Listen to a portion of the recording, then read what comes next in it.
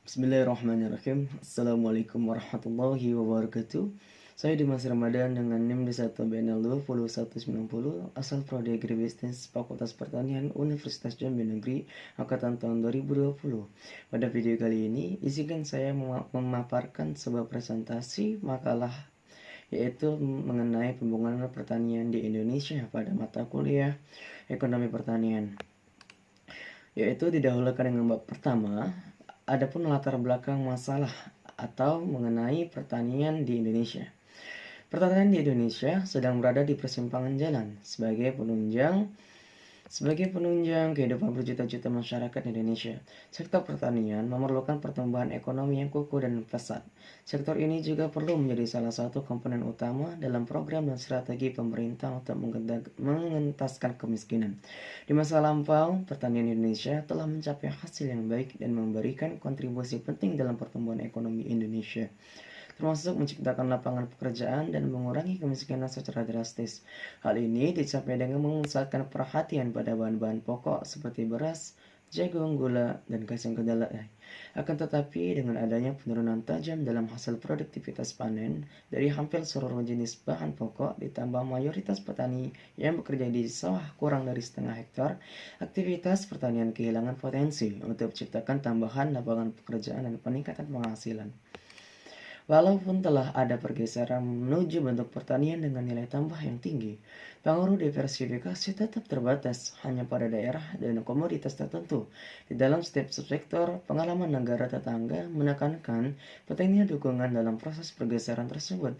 Sebagai contoh, di pertengahan tahun 80-an, sewaktu Indonesia mencapai swasembada beras, 41% dari semua lahan pertanian ditanami padi, sementara saat ini hanya 38%, suatu perubahan yang tidak terlalu besar dalam periode 15 tahun.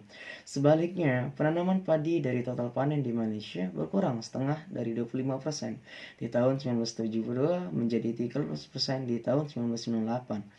Selain itu, seperti tercatat dalam studi-studi baru-baru ini, ranting pemilik usaha kecil atau pertanian industrial, hortikultura, perikanan, dan peternakan yang sekarang ini sekitar 54% dari semua hasil produksi pertanian.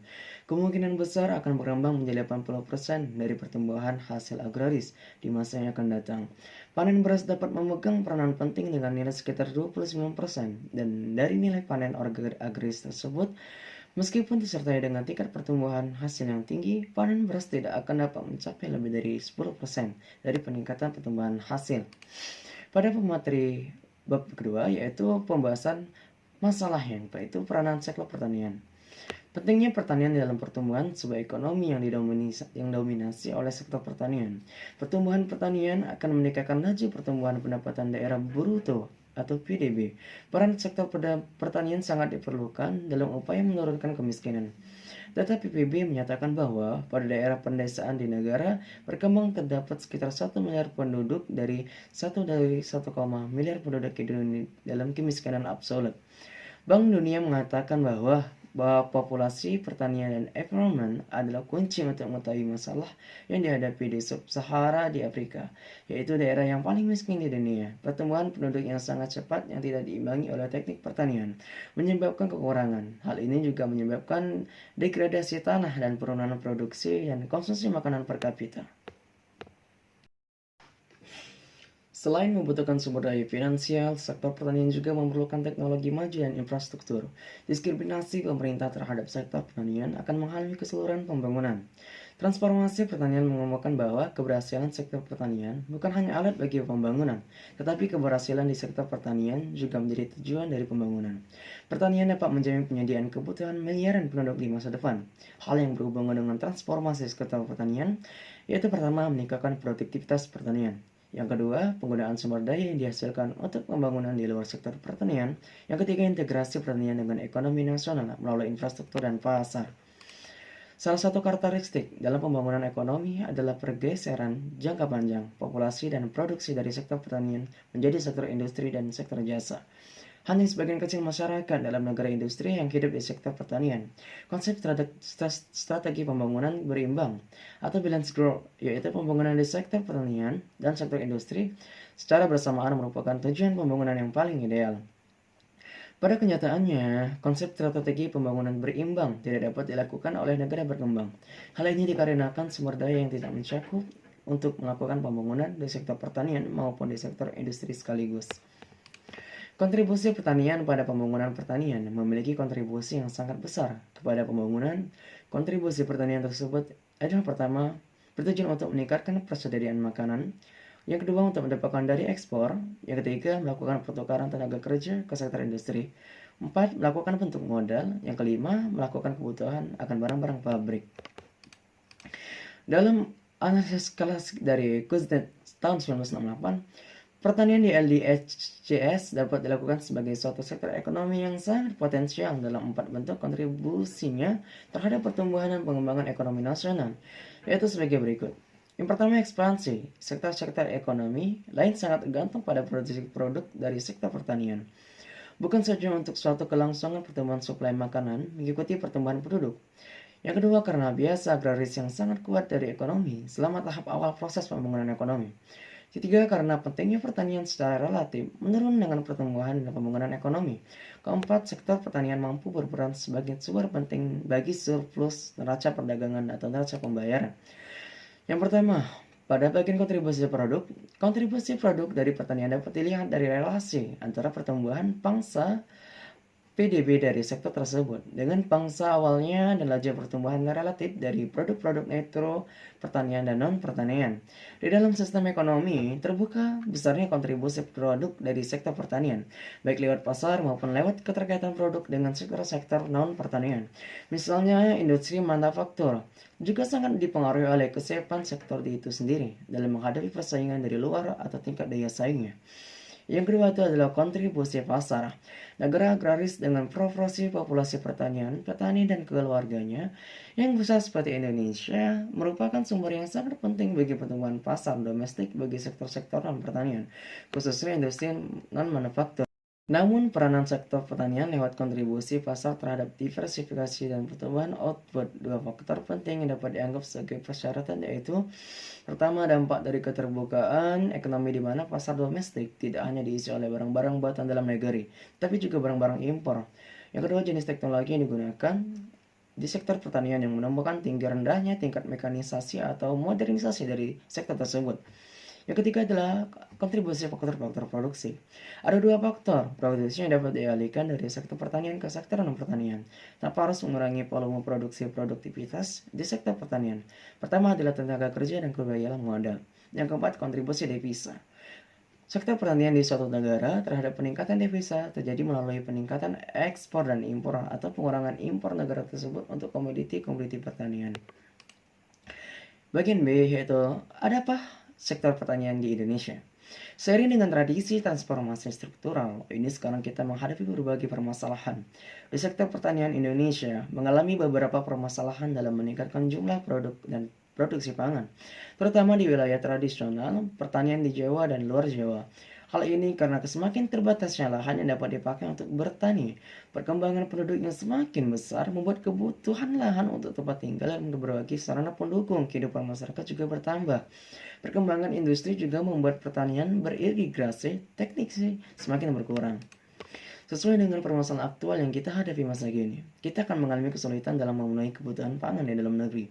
Di kemudian hari, kita mungkin saja akan semakin bergantung dengan impor pangan dari luar negeri. Impor memang dapat menjadi alternatif solusi untuk memenuhi kebutuhan pangan kita, terutama karena semakin murahnya produk pertanian, seperti beras yang diproduksi oleh Vietnam dan Thailand. Namun kita juga perlu mencermati bagaimana arah ke depan struktur perekonomian Indonesia dan bagaimana struktur tenaga kerja yang akan terbentuk berdasarkan arah masa depan struktur perekonomian Indonesia. Adapun perkembangan sistem pertanian pada awal sejak dekade 1970-an. Selama periode 1995 sampai 1997, pangsa PDB dari sektor pertanian termasuk peternakan, kehutanan, dan perikanan mengalami penurunan pada harga konstan di awal 1993. Pada saat krisis mencapai puncaknya tahun 1999, semua sektor mengalami pertumbuhan negatif kecuali listrik, gas, dan air minum dengan tetap positif 2,6%. Sektor pertanian mengalami pertumbuhan yang cukup sedikit, yaitu negatif 0,7%, dan sektor industri manufaktur sebesar 11,4%. Adapun yang kedua adalah berapa kriteria produksi padi atau beras. Peranan sektor pertanian di Indonesia sangatlah krusial karena sangat harus memenuhi kebutuhan pangan produk yang jumlahnya lebih dari 200 juta prediksi. Kebutuhan beras nasional didasarkan pada asumsi. Yang pertama, setiap penduduk mengonsumsi 144 kg per tahun.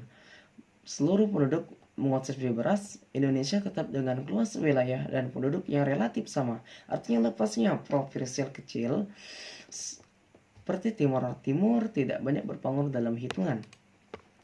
Daya saing dan perkembangan ekspor yang pertama adalah dampak liberalisasi perdagangan. Penerapan liberalisasi perdagangan dunia berdampak negatif terhadap ekspor komoditi pertanian Indonesia. Yang bagian B adalah perkembangan ekspor beras. Data Departemen Pertanian Depton menunjukkan bahwa beras bukan merupakan salah satu produk pertanian yang diunggulkan untuk ekspor, melainkan komoditas-komoditas lainnya seperti karet, minyak kelapa sawit, teh, kopi, dan kakao. Namun ini bukan berarti Indonesia tidak pernah mengekspor beras. Adapun bagian C itu nilai tukar petani. Nilai tukar petani atau NTP adalah angka perbandingan antara indeks harga yang diterima petani dengan indeks harga yang dibayar petani yang dinyatakan dalam presentasi. Nilai tukar petani adalah sektor term of trade. Untuk pertanian adalah rasio harga barang pertanian atau PA dan harga industri PI. Kenaikan nilai tukar petani NTP berarti harga pangan naik lebih cepat daripada barang industri. Petani dapat membeli banyak keperluan mereka pada hasil yang sama dan mendorong petani untuk menaikkan hasil mereka. Prediksi lain pada tahun 2003. Nilai tukar petani atau NTP juga dapat menjadi indikator tingkat kesejahteraan petani. Semakin tinggi NTP atau meningkatnya hasil nilai tukar petani, maka tingkat kesejahteraan petani semakin tinggi. Pada bagian D, investasi di sektor pertanian. Salah satu faktor penting yang sangat menentukan investasi di sektor pertanian bukan hanya laju pertumbuhan output, melainkan juga tingkat daya saing global dari komoditas-komoditas pertanian yang merupakan model investasi yang dapat digunakan untuk berbagai tujuan yang sifatnya bisa langsung atau tidak langsung terkait dengan proses produksi. Langsung misalnya untuk membeli mesin baru atau peralatan-peralatan modern pertanian dan input-input lainnya untuk keperluan kegiatan produksi pertanian. Tidak langsung, misalnya kegiatan penelitian dan pengembangan proses produksi maupun output dan input, dan untuk menyelenggarakan pelatihan-pelatihan bagi petani, atau meningkatnya sumber daya manusia, misalnya manajemen, quality control, cara-cara yang baik dalam membajak tanah, bercocok tanam, dan penanganan pasca panen, dan sebagainya. Pada bagian E, adalah keterkaitan pertanian dengan industri manufaktur. Tidak dapat dipungkiri bahwa salah satu penyebab krisis ekonomi di Indonesia adalah karena kesalahan industrialisasi dari awal pemerintah Orde Baru yang tidak berbasis pada pertanian. Selama krisis juga terbukti bahwa sektor pertanian masih mampu mengalami laju pertumbuhan yang positif, walaupun dalam persentase yang kecil, sedangkan sektor industri manufaktur mengalami laju pertumbuhan yang negatif di atas 1 digit. Banyaknya pengalaman di negara-negara maju seperti Eropa dan Jepang yang menunjukkan bahwa mereka memulai industrialisasi setelah atau bersamaan dengan pembangunan di sektor pertanian. Bab ketiga adalah penutup. Dari kesimpulan tentang adalah perkembangan sektor pertanian di Indonesia saat ini berada pada fase yang mengkhawatirkan, sehingga dibutuhkan banyak kontribusi dari berbagai pihak khususnya pemerintah. Selain pemerintah dalam mengembangkan sektor pertanian, ini juga dibutuhkan kontribusi dari pihak swasta agar tujuan dapat segera tercapai dan berjalan dengan lancar. Mengingat dana pemerintah yang terbatas sehingga bantuan dana dari pihak swasta, hal tersebut merupakan salah satu penggalang danaan investasi di sektor pertanian yang kian hari makin menurun sehingga membuat hidup pada petani kian hari makin rendah pendapatannya. Terima kasih, itu saja yang dapat saya sampaikan. Apabila ada kekurangan saya mohon maaf. Assalamualaikum warahmatullahi wabarakatuh.